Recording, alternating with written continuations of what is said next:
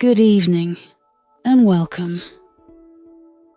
Tonight, let yourself drift into calm as we journey to a quiet valley under the shadow of a towering mountain. Follow Eirik, a humble craftsman, as he answers a mysterious call leading him into the heart of the unknown. Let the story's gentle rhythm carry you toward peace, easing your mind and guiding you into a restful sleep. Close your eyes, relax, and let's begin.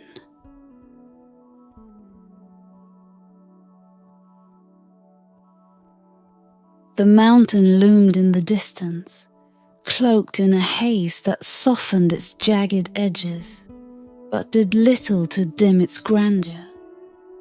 Eirik had lived his life in its shadow, seeing it as a silent guardian of the valley, a watcher unmoved by time or season. But the mountain held secrets. Everyone knew that.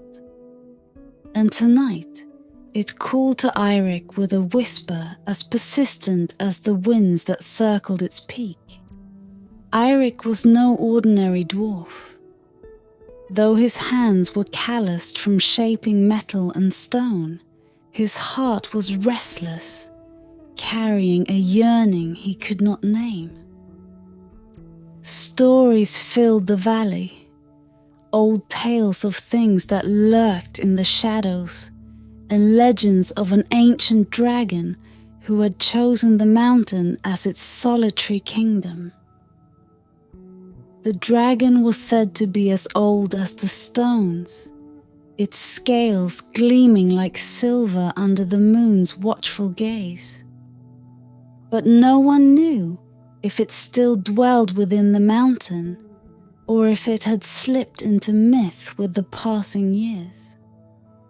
Tonight, as the stars gathered in dense clusters across the velvet sky, Eirik decided he would seek the truth. Perhaps it was a fool's errand, driven by nothing more than curiosity and an unnameable ache for something beyond the ordinary. But a quiet, unbreakable resolve rose within him, a resolve as stubborn as the stones he'd carved all his life. The journey to the mountain's heart was fraught with silence, broken only by the rustle of trees and the distant call of night birds. Eirik moved with a careful grace, his footsteps barely disturbing the sleeping earth. Shadows seemed to reach for him, casting fingers of darkness across his path as if to test his courage. Hours passed, and the stars began to pale, surrendering their light to the approaching dawn. Just as fatigue began to settle into his bones, Eirik came upon the mouth of a great cave, wide and dark, as if the mountain itself were inhaling. He stood at its entrance, feeling the weight of its age, the silence pressing against his skin like a physical force. This was no ordinary place. He could feel it in the air, thick with an ancient presence that seemed to hum beneath the surface of reality. Taking a deep breath, Eirik entered the cave, each step echoing in the vastness, swallowed quickly by the shadows. The darkness was almost absolute, yet his eyes began to adjust, shapes and textures emerging in muted shades of grey. Stalactites hung from the ceiling like jagged teeth, and strange patterns decorated the walls, lines and symbols that twisted and spiraled in ways that defied understanding. He couldn't read them, but he felt their meaning in his bones, an ancient language of warning and promise. Then he saw it, a faint glow, like the last ember of a dying fire, flickering deep within the cave. His breath caught. The glow pulsed, expanding and contracting in time with something alive, something vast. The stories had spoken of it, the silver-scaled dragon whose wisdom was woven into the mountain itself. As he moved closer, the light grew stronger, revealing the dragon curled upon a bed of stones, each scale shimmering like moonlight upon water.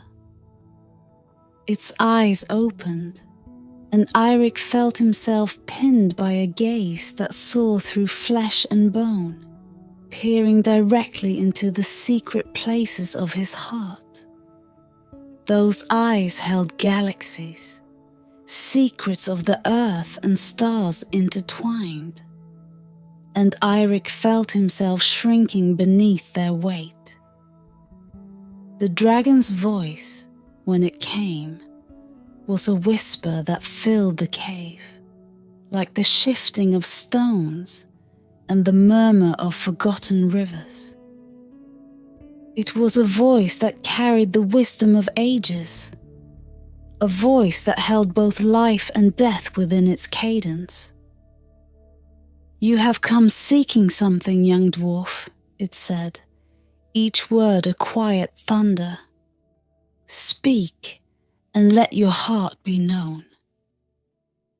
Eirik's mouth felt dry, but he summoned his courage, bowing low. "I am Eirik, a craftsman from the valley. I seek—" He hesitated, for he could not find the right words. "I seek something beyond what I know, something to bring purpose to my days." The dragon's gaze did not waver. "Purpose is a treasure hidden in trials and choices, but I sense a restlessness in you, a hunger for something deeper.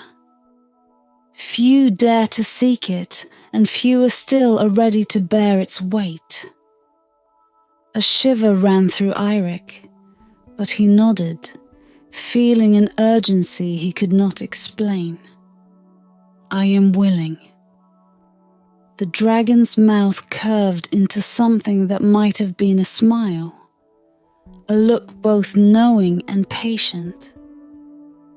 "Then listen well, for I offer you a blessing. Only one blessing may I grant, but each holds both reward and trial. Choose carefully, Eirik, for once given, my gift cannot be returned." Eirik felt a thrill run through him, mingling with a trepidation he could not shake. The dragon's presence was overwhelming, a force both majestic and terrifying. And in that moment, he knew that his journey was only just beginning, for he stood on the threshold of a choice that would shape his destiny. A choice that lay shrouded in the dragon's enigmatic gaze. In the hush of the dragon's lair, Eirik stood, his heart thrumming with both wonder and a touch of fear. The dragon's gaze held him captive, those ancient eyes revealing only hints of what lay hidden beneath their silver sheen. Eirik felt as though he was standing before a being older than the mountains themselves, a creature whose wisdom was bound not by years but by epochs. The dragon stirred, its massive form shifting ever so slightly, and its voice came again, rolling like thunder muffled by thick clouds.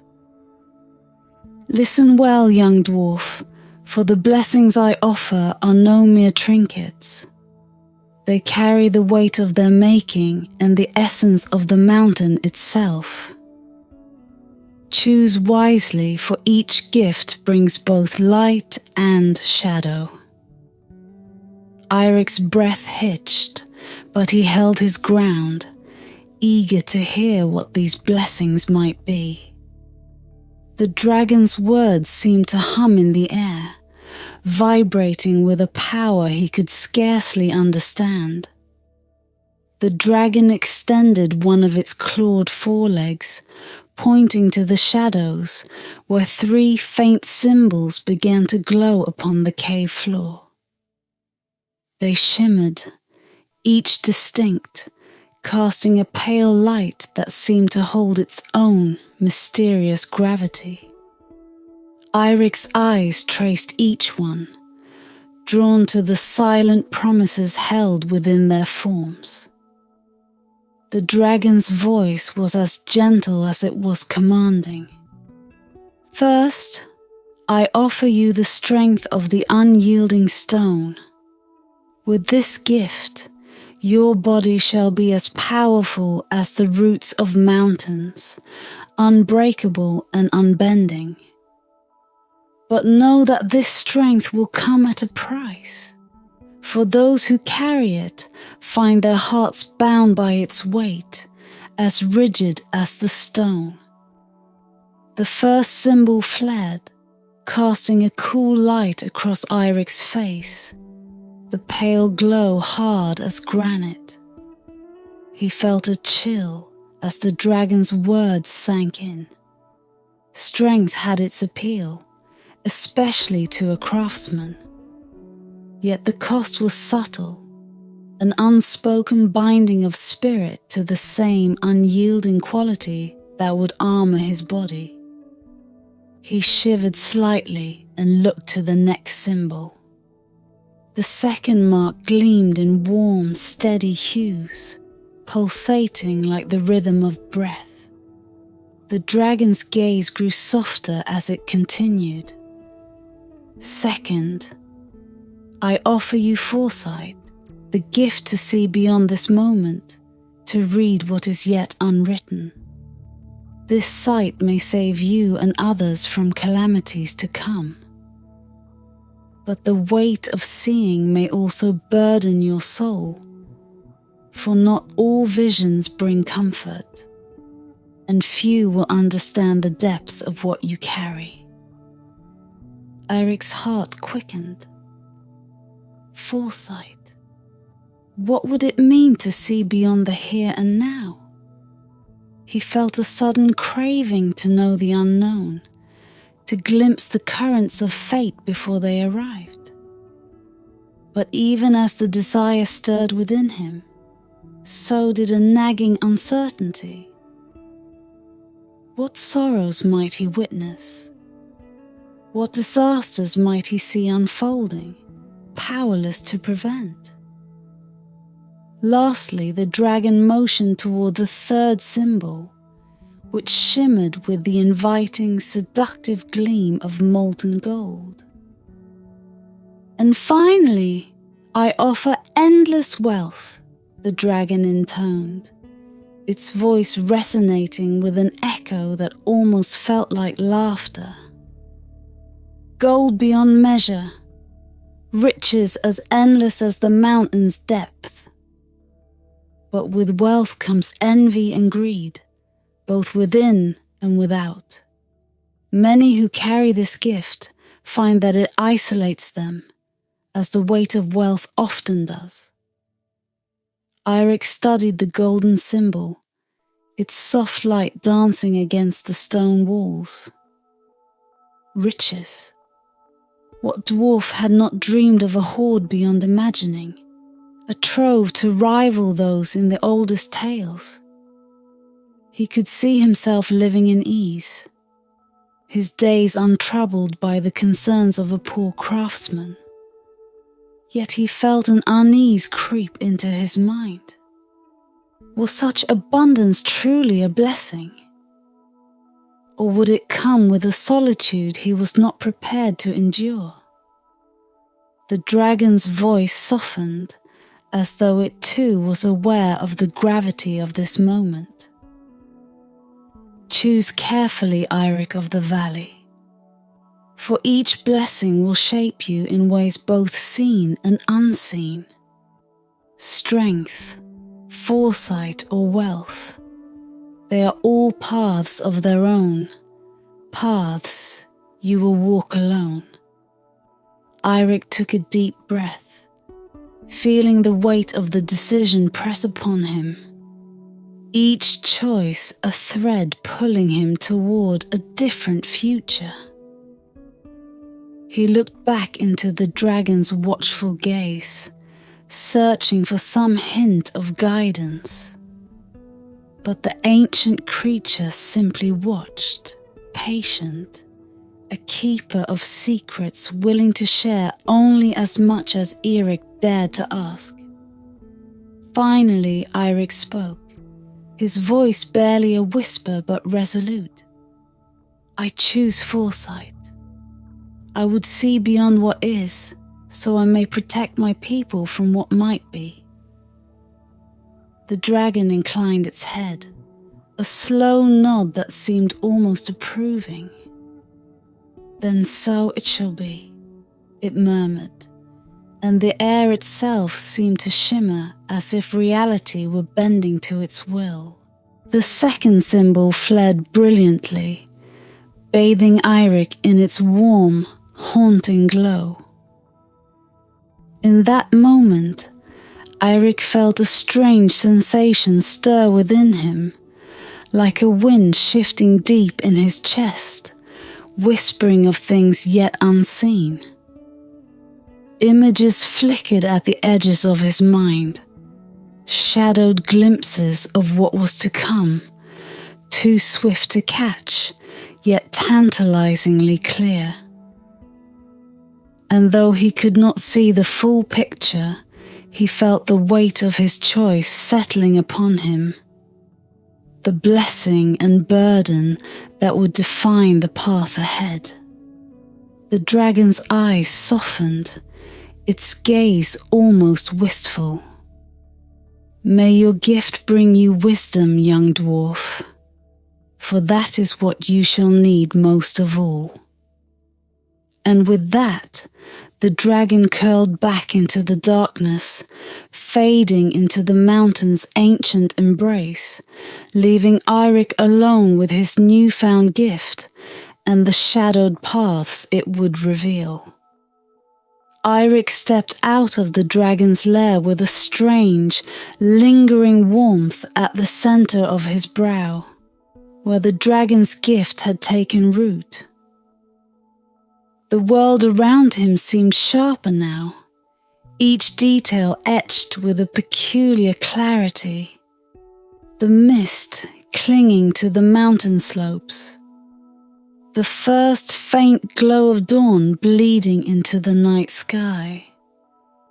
Yet beneath this clarity lay an odd, unquiet sense of something waiting. A presence that flickered at the edge of his thoughts like shadows playing upon a wall. The descent down the mountain was silent, filled with the restless stirring of his new sight. Though the landscape around him was unchanged, Eirik felt something shift within himself, a current of awareness winding through his mind, brushing against corners of knowledge that seemed both his and yet foreign.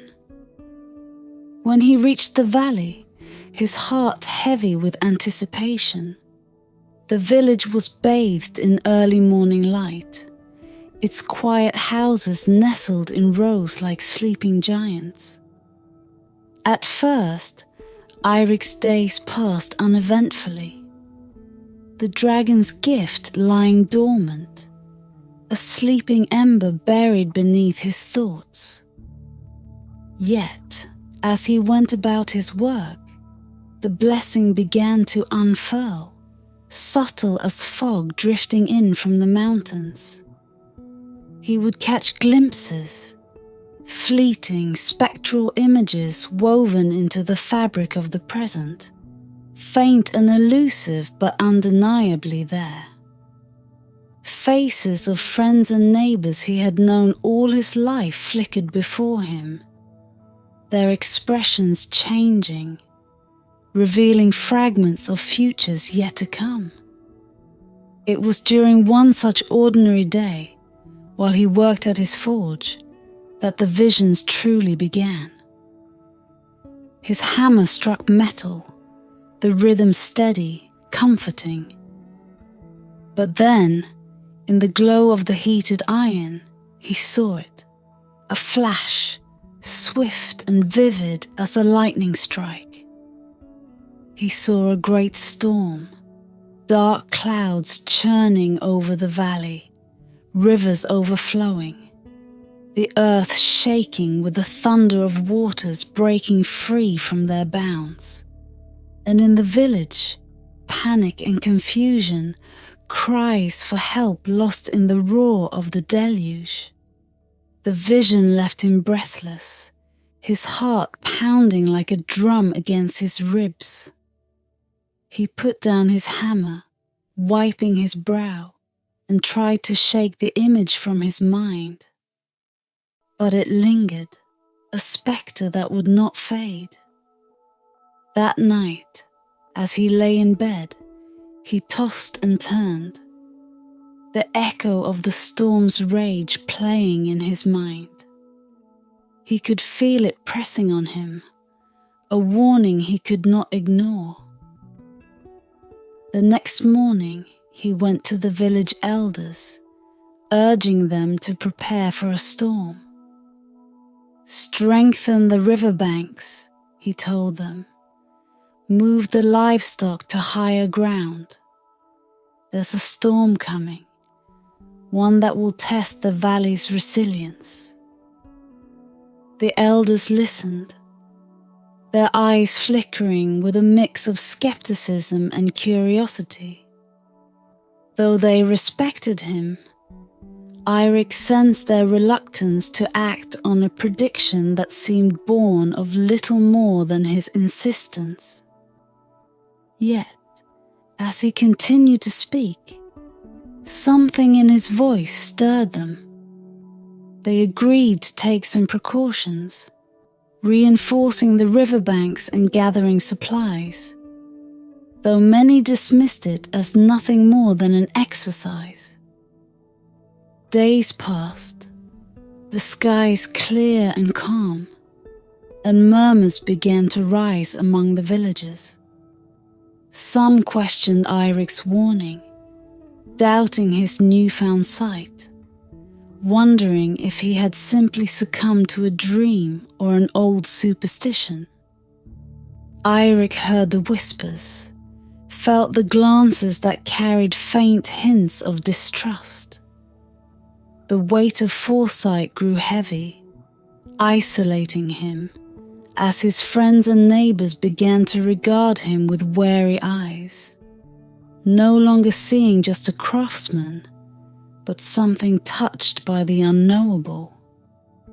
Then, on the fourth night, the storm came, rolling in like a wild beast loosed upon the valley. Dark clouds swallowed the stars, and thunder rattled the earth, echoing through the village with a fury that left no room for doubt. Rain poured down in torrents, rivers swelling and breaking free, flooding the lowlands and sweeping debris through the streets. The village was thrown into chaos, people scrambling to protect their homes and each other as the waters rose. In the midst of the storm, Eirik worked tirelessly, helping those in need, guiding people to safety with an eerie calm born of knowing. He led them to shelter on higher ground, just as he had foreseen, his visions now a lifeline rather than a burden. And as dawn broke, the storm eased, leaving the valley drenched and bruised, but largely unscathed. Many homes were damaged, yet no lives had been lost. In the aftermath, the villagers gathered, their eyes now filled with a mixture of awe and reverence. They whispered of Eirik's foresight, of how he had seen the storm before it arrived, how he had saved them all. But with this respect came something else, a distance that settled between them and the dwarf, who now seemed more myth than man. Eirik felt it keenly. The gift of foresight had granted him purpose, a chance to protect his people. Yet the very power that had saved them now marked him as something apart, a figure touched by forces they could not understand. And as he walked through the village, he felt a shadow of loneliness settle over him, a strange and sorrowful price for the knowledge he carried. The village quieted after the storm, a place alive with the sound of mending and rebuilding, where the scent of fresh-cut wood and damp earth lingered in the air. Yet, for Eirik, an unnatural silence had taken root. Though he walked among the villagers and worked side by side with them, an invisible line seemed to separate him from the people he had grown up with. Whispers followed his footsteps, murmurs that faded when he drew near. Words exchanged with cautious glances cast his way. The dragon's blessing, once a gift, now felt like a veil drawing him ever farther from those he had sought to protect. As weeks passed, his visions came more frequently, slipping into his daily life like an unbidden visitor. He would see flashes, a child falling ill, a friend injured while tending to his crops, a neighbor's house catching fire in the dead of night. Each vision landed in his mind like a stone thrown into still water, rippling through his thoughts until he could think of nothing else. Yet what troubled him most was how these visions bound him in isolation. Those around him sensed that he saw things they could not. And this knowledge changed their faces, making them wary, distant. It was not fear that marked their expressions, but something more elusive, an awe mixed with an unspoken understanding that Eirik no longer belonged to their world in the same way. He was both among them and apart from them, a watcher in a village where no one else could see the path he walked. One evening, as he sat outside his forge under the dim light of dusk, a vision struck him, sharper and clearer than any before. It unfurled before his eyes, so vivid it seemed more real than the world around him. He saw himself standing alone in the village square, surrounded by his people. Their faces were cold, empty of the warmth he had once known, and in their eyes he saw only weariness and suspicion. They looked upon him as one looks at a stranger or a ghost, someone half of this world, half beyond it. Then he saw something darker, the village itself, suffering and withering under a cloud of misfortune. Crops failing, sickness spreading, an uneasy fear weaving through the lives of his people. The vision faded, leaving Eirik shaken, a chill gripping his bones. He knew what it meant. The villagers would come to resent him, blaming him for the sorrows they did not understand.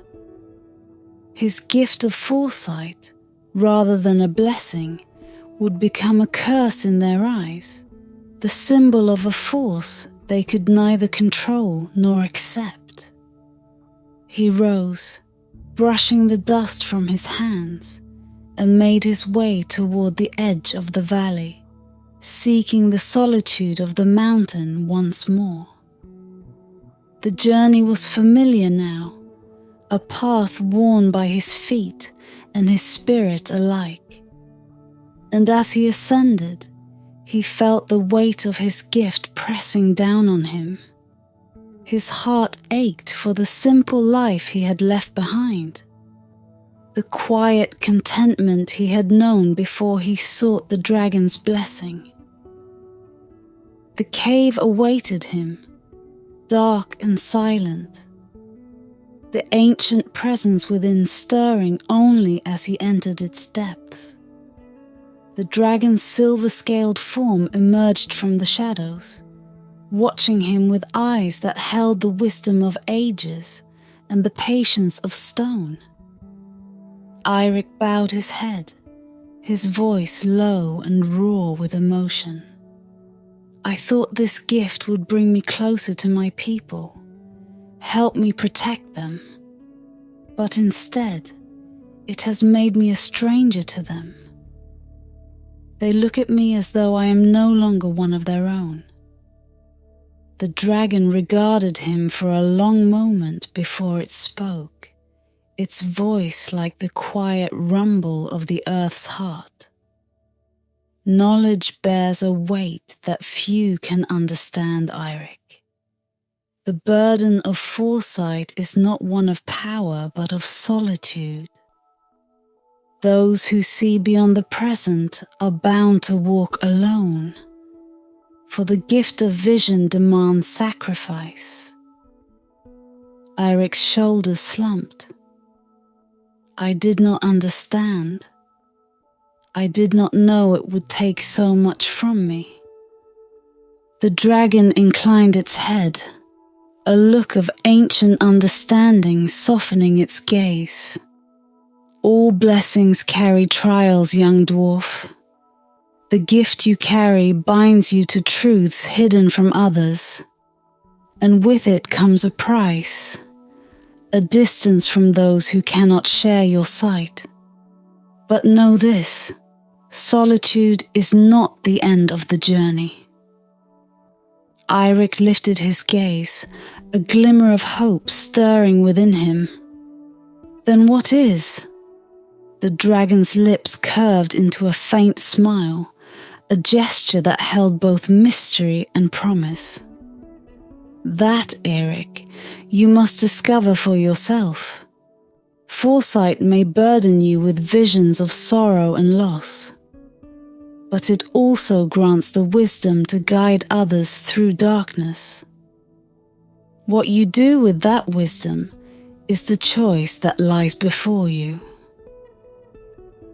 The words settled over Eirik like a balm, soothing the ache in his chest.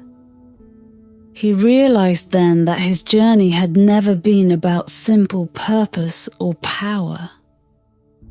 The dragon's blessing had given him a path, but it was he who must walk it, shaping each step with his own choices. With a slow, steady breath, Eirik straightened, feeling the weight of the gift settle differently now. No longer a burden, but a part of him, something he could bear. As he turned to leave the cave, the dragon's voice followed him, a quiet benediction that echoed through the stone. Walk well, Eirik. The path of sight is a lonely one, but in its solitude lies strength and the hope of understanding. And with those words, Eirik returned to the valley, ready to face both the sorrow and the solace that his gift would bring. He was alone, yes, but his steps were no longer heavy. for he understood now that his path was one of purpose, a quiet purpose that would see him through the trials yet to come. Eirik returned to the village with a quiet resolve that had not been there before, his heart steadier, his mind cleared by the dragon's words. The whispers and wary glances no longer disturbed him. He wore his solitude as he wore his tunic, a natural, unpretentious part of him, woven from both purpose and acceptance. And though his visions still came, each one pulling him into the labyrinth of time, he faced them with a new patience, a willingness to see them not as curses, but as challenges, as the dragon had told him. Winter settled over the valley, casting a soft, pale hush across the land. Snow blanketed the village, silencing footsteps, muting sounds, creating a world encased in frost and stillness. Eirik found himself drawn to the quiet of these long, cold nights, walking alone among the sleeping houses, listening to the whispers of the snow-covered trees and the sigh of the wind. It was on one such night that the most potent vision he had ever experienced arrived, sudden and sharp as a shard of ice. In a flash, he saw a figure, an old woman, lying weak and frail, her breath shallow as she shivered alone in a darkened room. The image held him fast, striking him with an ache that ran deeper than any vision before. He knew this woman. She was Fina, the village's oldest resident, a quiet soul who rarely left her home. She was alone, too proud to ask for help, but Eirik saw her suffering clearly, as though the vision had etched itself into his heart. When the vision released him, he moved quickly, not hesitating, guided by the certainty that had grown within him since the dragon's last words. He made his way through the village to her small home, where he found her just as the vision had shown, thin, cold, her face pale as winter's breath. Her eyes opened, and she gazed up at him, bewildered, a ghostly smile trembling on her lips. "Eirik," she whispered, her voice brittle and thin. "How did you know?" He knelt beside her, wrapping her in blankets he had brought, warming her hands with his own.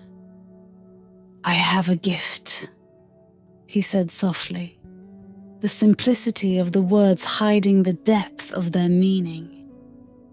"A gift that sometimes tells me what others cannot see." She gave a small nod, too weak to question further, but there was a light in her eyes, a recognition that warmed him more than any fire. He stayed by her side, tending to her through the night, bringing her food and stoking her hearth until the room glowed with a gentle warmth. By morning, Fina had recovered enough to speak, her strength returning with the dawn. In the days that followed, word spread of Eirik's quiet act of kindness. The villagers began to see his gift not as something strange or frightening, but as something that could bring comfort and protection. They came to him with small requests, seeking guidance, asking for insight into their troubles. And though he knew he could not share all that he saw, Eirik offered what wisdom he could. Each word spoken from the heart, each piece of advice tempered with the humility his gift had taught him. The village changed in subtle ways, its people drawing nearer to him, their wariness fading into gratitude. They no longer looked upon him as a stranger, but as someone touched by both mystery and understanding, a bearer of a gift he had chosen to use for the good of all. Though his path remained solitary, he found solace in their acceptance, a quiet acknowledgement that, though he might walk alone, his journey was intertwined with theirs. One evening, as he walked the snowy path leading to the mountain, he felt the familiar pull of the dragon's presence, distant but steady, a reminder that his choice had bound him not only to the village, but to the wisdom of the mountain itself. He stopped, looking up at the towering silhouette of stone against the darkening sky, and felt a sense of peace settle over him.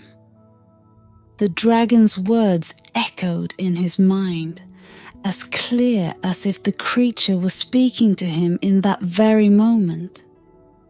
Solitude is not the end of the journey, and Eirik knew that this solitude was not a burden but a gift, one that allowed him to see with clarity, to understand the world in a way others could not.